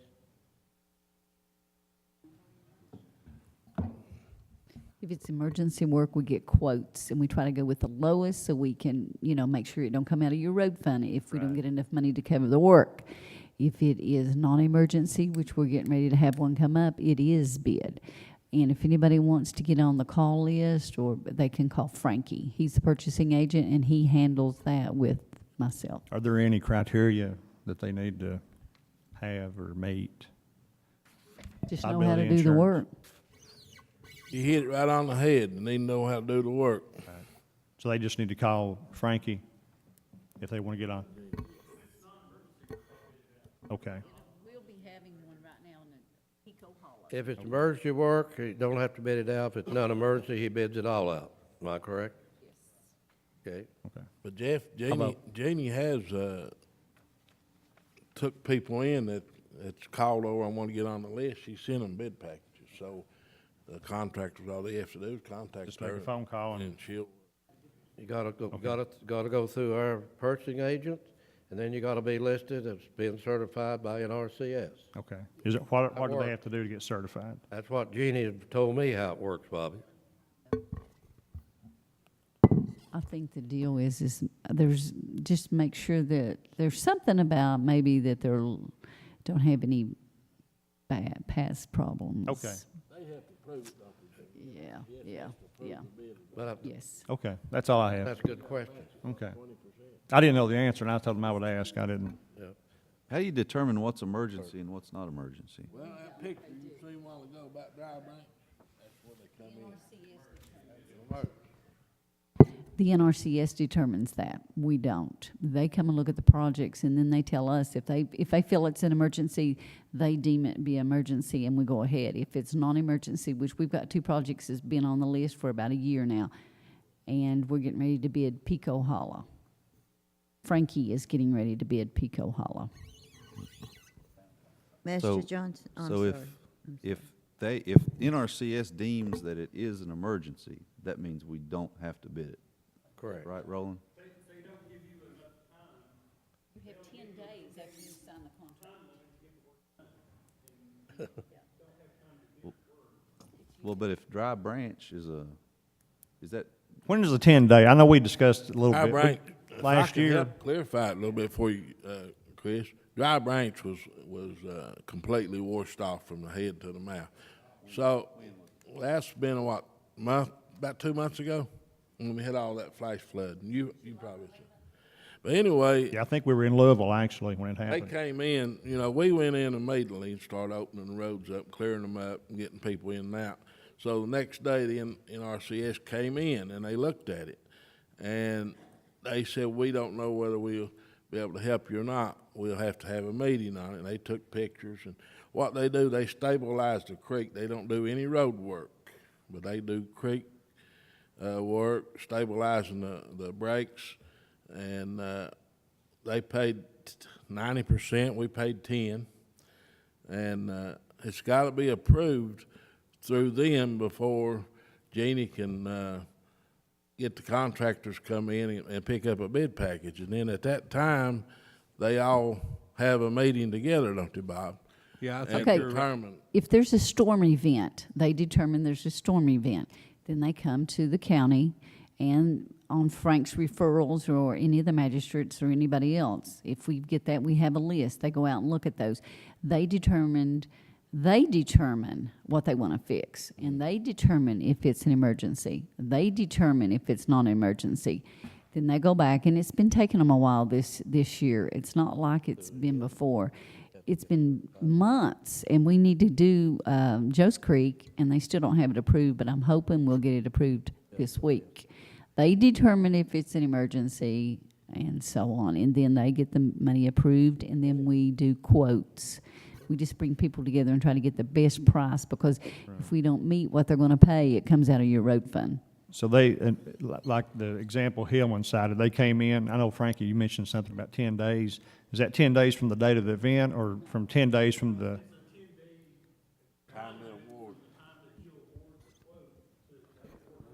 No, it's Okay. 10 days after you sign the contract with NRCS. Judge has to sign a contract. The county signs a contract with the NRCS. Are we the ones, or the judge? United States Department of Agriculture, We hire them? NRCS, Pike County was hires them. established after Katrina.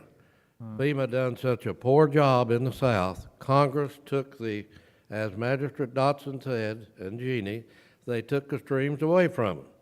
The streams are now done by NRCS, U.S. Department of Agriculture. Their state director has the authority under the federal code to declare emergencies. They do not have to go through any process. He has that full authority under the federal code. Yeah, I So think they that's- call that their exigent. That's what's happened. But So the 10 days begins when Judge Rutherford signs the contract with them. It begins That is when day, the day okay. starts. and they have an engineer usually stands right there with them. When the day they start to the end, they sign it off. We get the money just like this is, and we go through our budget. Well, we pays actually the don't, contractor. yeah, they If do we the don't, now work. FEMA comes in, they make you spend your own money up front. Then they won't pay you. Plus, they won't give you anything in writing while they're here, nothing in writing while you're here. Okay, we And they leave. get the contractor to do the work. When they're finished, we submit their invoice for payment, and we do not pay the contractors until we get paid. I vote yes. Judge, Madam Clerk. Judge, Magistrate Johnson.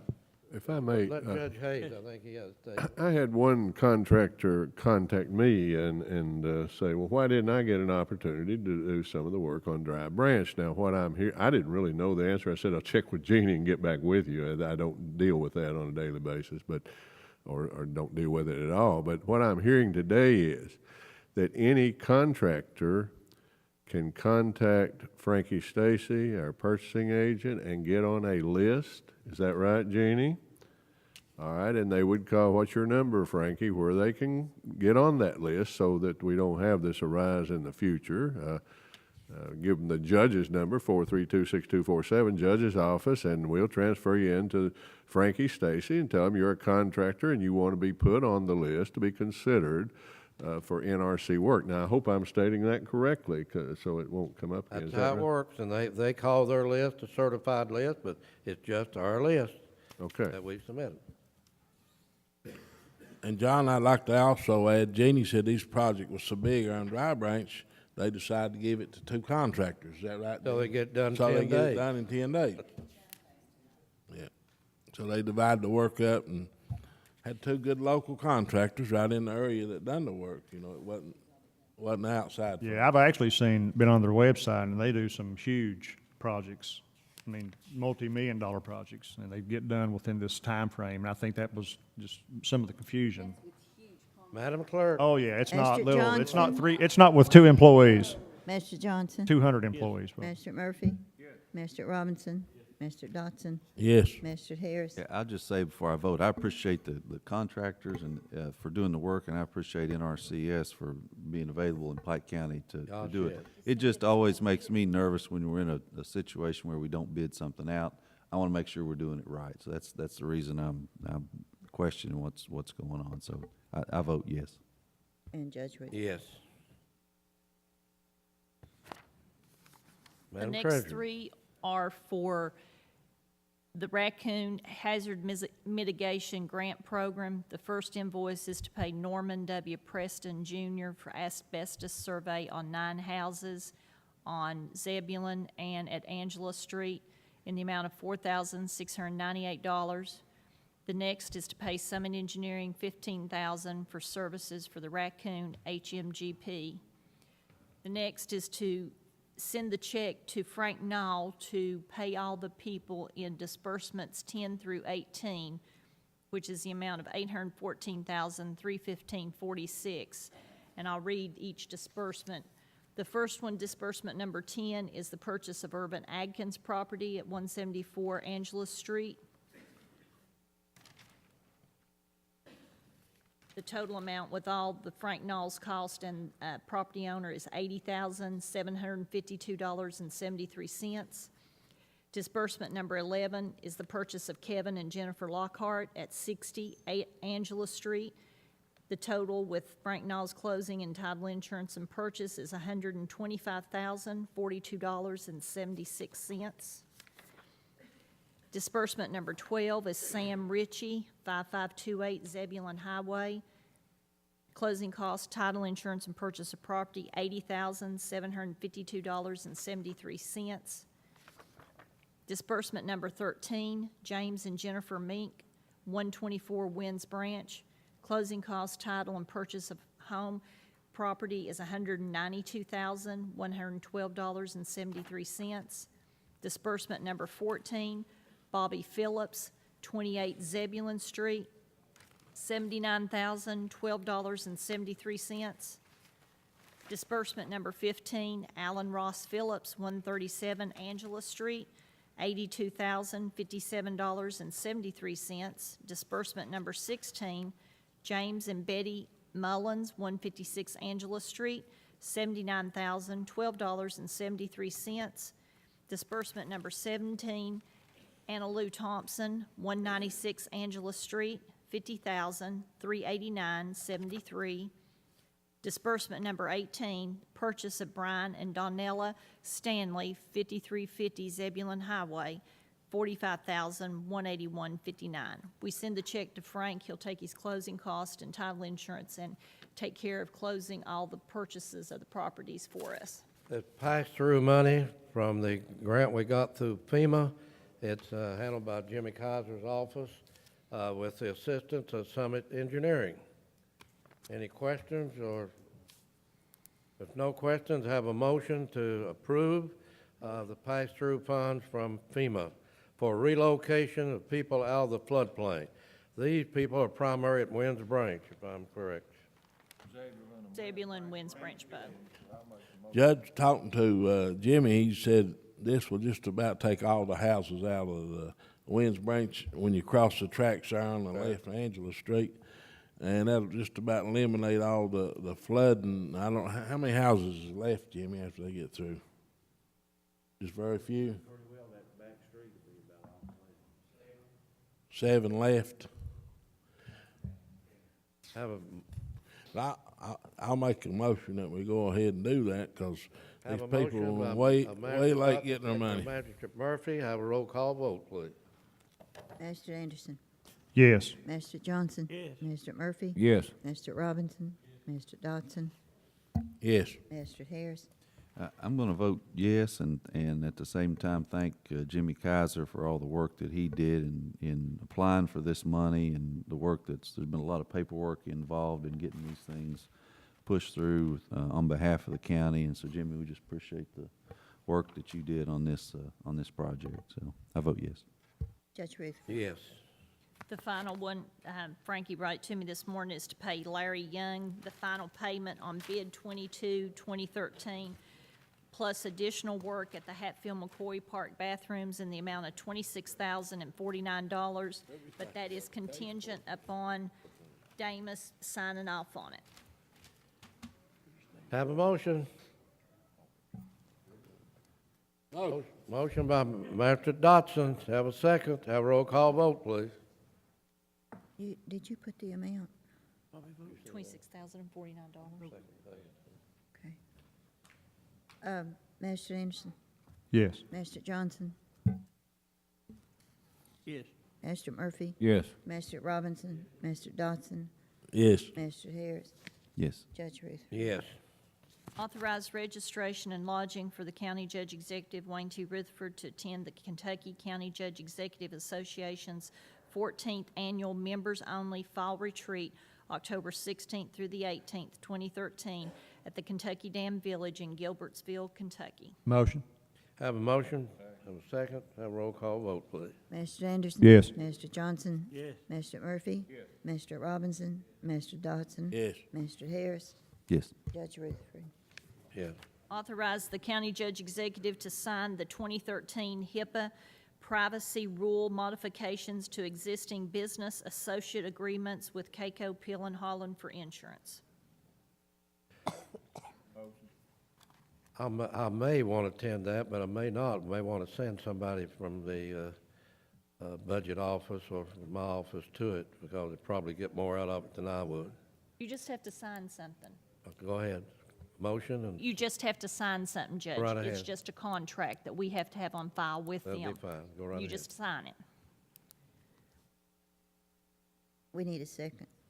Have a second. Have a roll call vote, please. Master Anderson? Yes. Master Johnson? Yes. Master Murphy? Yes. Master Robinson? Master Dotson? Master Harris? Is this the HIPAA privacy rule? It's a business associate agreement that there's some changes in it, and they want us to re-sign by September 23rd. This has to be in place with them. It's the abstain. Judge Rutherford? Yes. Madam Treasurer. I have no further business, Judge. Mr. Personnel Director. Judge, we only have one position to fill, and that is a mechanic at the Ford Mountain Maintenance Garage, a 5H rate of pay. Two temporaries bid, one Roger D. Justice Jr., the other Terry Justice. I think Terry's from over maybe in the Pond Creek area, and Roger Justice is from up in the Greasy Creek area. But we recommend Judge Roger D. Justice Jr. Because he has the qualifications for that. I might say, Judge, that he has been a diesel mechanic working at, Brenda, I believe Wayne Supply, is that correct? And has done so for 5 years. He also has a CDL. The other fellow doesn't have that kind of experience and doesn't have a CDL. So we recommend Roger Dale Justice and that he be awarded that job with a provision that he be on a 6-month probation. The other thing, Judge, that we have to do is this court needs to decide the last day for work for our seasonal employees. That's the people at all our parks and so forth. Last year, October the 27th was the last day. That's when a pay period ended. This year it ends on October 26th if you want to be around that date. Now that will apply to all seasonals with the exception of Grants Branch Park, which does not close until December the 1st, 2013. And of course it reopens early too on March 1st, 2014. But we need to decide on that last day for those folks so we can get ready with our payroll. What's the pleasure of the court? If there's no statement or anything, we'll take the Personnel Director's recommendation on both of those, and the Roger Dale Justice, I'll take that recommendation, and it'll be my motion that we hire Roger Dale Justice. Have a motion, have a second by Magistrate Robinson. Have a roll call vote. Madam Clerk, does those votes need to be separate or together? It depends on what the personnel. Mr. County Attorney. Go ahead, Ron. Judge, they could be separate. You could go ahead and vote on the hiring, and then y'all need a discussion on when you're gonna, Okay. what you're gonna do with the seasonals. Madam Clerk. Master Anderson, Is this on the hiring? Yes. Master Johnson, Yes. Master Murphy. Yes. Master Robinson, Master Dodson, Yes. Master Harris, Judge Rutherford. Yes. What is your pleasure in regard to the temporaries? Same as we did last year, what Judge Hayes is recommending. Yeah, I make a motion, we adopt the recommended schedule. Second. Motion, to Master Harris, second by Master Anderson, have a roll call vote, please. Master Anderson. Yes. Master Johnson. Yes. Master Murphy. Yes. Master Robinson. Master Dodson. Yes. Master Harris. Yes. Judge Rutherford. Yes. To our directors and commissioners, are there anything that you need to bring before this body, or any questions you need answered? Probably not, because we've been meeting every 2 or 3 times a day. Judge, I will give y'all one little update. We've been over at the garage and things, looking at some surplus property we've got, which may be like actually wrecked trucks and some older pickups that they're no longer able to keep running and repair. That we're going to put them on a online auction site with some reserves on them, and see what happens with them. And I don't know if there's anything out at any of the road lots themselves that may be needed to added to this group of things. Think we've got them all over at the maintenance garage, but there may be a few more. Hatch, we've depended on you and Bobby to get in Yeah, our equipment, and I'll but we double have to check with depend- all my foremen, see if there's anything on their lots that we need to just get out of the way that's not feasible to use. You all had talked about putting it on the site to see what feedback you got.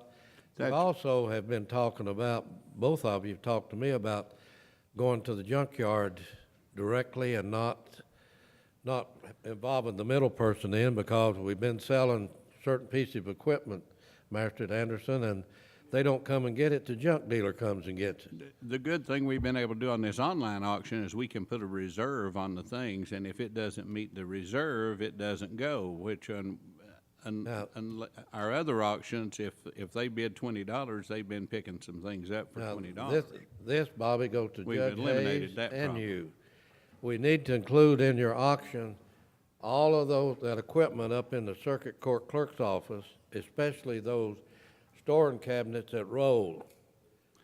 That needs to be, We were able to sell the old voting machines in this online auction, and they went to some group in New Jersey, and we couldn't Well, get anybody to as you offer all us go through $20 that for it. building over there, you will see they took nothing out of the circuit court clerk's office.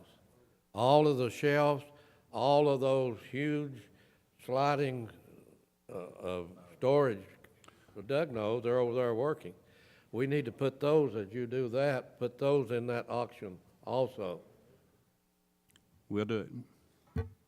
Do you need, Mr. County Attorney, gone, Judge Hayes, you think, we don't need a motion on that? I don't think so. I wouldn't think so. Just go ahead and list it and see what happens and come back to the court. Anybody else? I said you probably don't, because we meet with every one of you. Lately, it's been a whole lot of meetings. A whole lot of meetings, especially with solid waste, that we're trying to carry out the intent of the study and to get our billing lined up and everything. If not, have a motion to adjourn. Got a motion and a second. Have a roll call vote, please. Master Anderson, Master Johnson. Yes. Master Murphy. Master Robinson, Master Dodson. Master Harris, Judge Rutherford.